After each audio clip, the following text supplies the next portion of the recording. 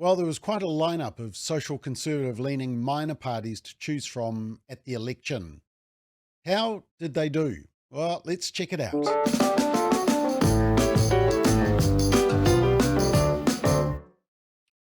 So there was New Conservatives, Freedoms NZ, Leighton Baker Party, Democracy NZ, New Zeal. And despite the optimism, the significant effort of time and expense, the passion, the utter hard slog, the results are in.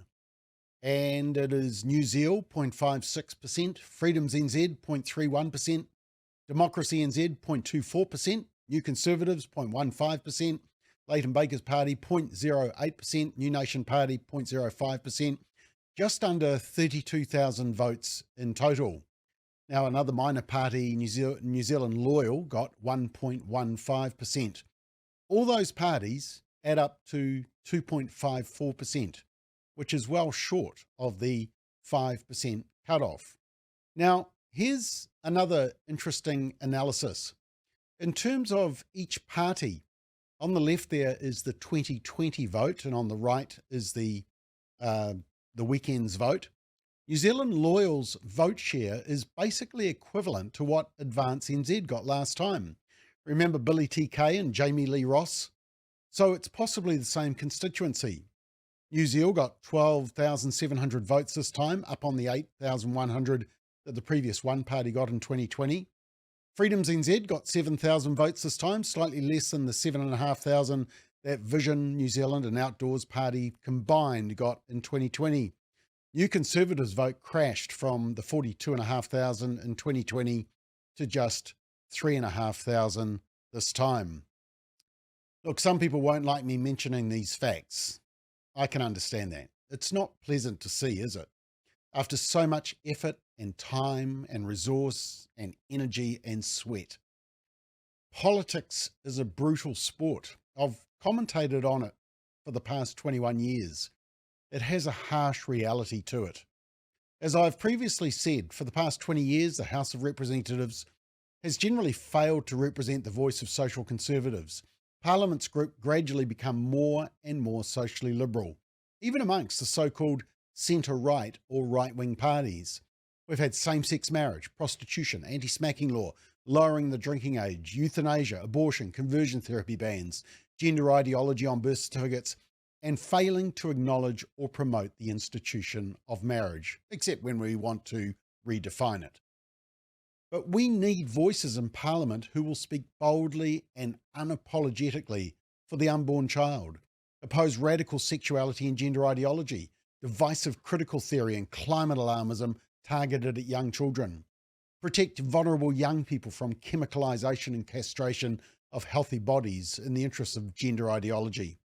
Voices who will promote and protect the institution of marriage, will respect the role of parents rather than attempt to exclude them from important issues such as abortion and gender dysphoria, who will protect the elderly and vulnerable from seeing assisted suicide as a solution, voices who will seek to protect our communities from drug use and normalisation, will respect freedom of conscience for New Zealanders who oppose mandates, will protect freedom, religious freedom and free speech, amongst others.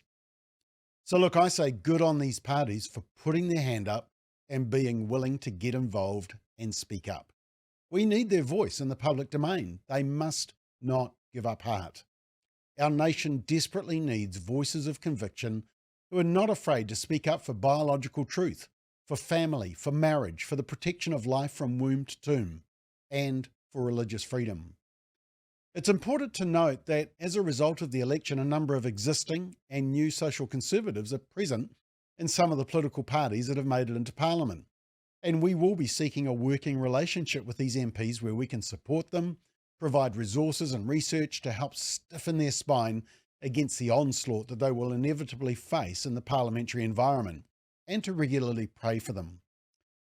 But where to from here for the minor parties? As I've mentioned before in a previous episode of McBLOG, when I spoke at a church leaders gathering earlier this year, I shared the significance of the word synergy. And synergy means the cooperative working together of two or more people or organisations when their combined effort is greater than the sum of their individual efforts. What we saw was 5 or more parties all seeking to attract the similar type of voter. And I argued that it was going to fail. It would simply split the vote. I truly wished I was wrong, but sadly, I wasn't. This is the harsh reality of politics. And any political party will tell you that a lack of unity is a killer. Remember how National was punished in 2020, the last election, when they went through 3 leaders in a very short space of time, lots of leaks and disunity within the party. Voters don't like it. That's the harsh reality of politics. Here's a really interesting fact. This image shows that since we used MMP, which became our electoral voting system in 1996, the number of new parties that have entered Parliament without a sitting or a previous MP is 0. Yep, not one. According to facts.nz, all 6 parties have entered New Zealand Parliament for the first time under MMP. They had a sitting or previous MP. ACT United, Future, Greens, Progressive, Māori and Mana. No party has ever made it into an MMP Parliament without a sitting or previous MPs. 107 parties, 107 or is that 108 parties have tried but failed.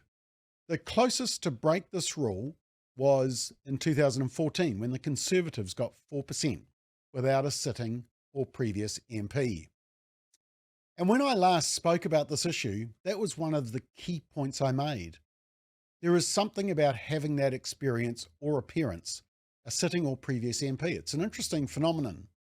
And that was the case in 2 of the minor parties of this election. Matt King of Democracy NZ and Alfred Nato of New Zealand are both ex-National, and Paul Adams, also of New Zealand, is ex-United Future. So where to from here? Well, I would challenge these parties to come together, sort the leadership issues. If Plan A doesn't work, or parties aren't willing to support that proposal, it's time for Plan B or Plan C. True leadership involves putting aside our own agendas and desires for the greater good. And the greater good is unity, especially in the political sphere. But now is the time to do that, not 6 months before the next election. Do it now. As Albert Einstein said, the definition of insanity is doing the same thing over and over and expecting different results. United, they can stand as a strong option for socially conservative voters. But divided, sadly, I suspect I'll be repeating the same message in 3 years' time. That's just my opinion.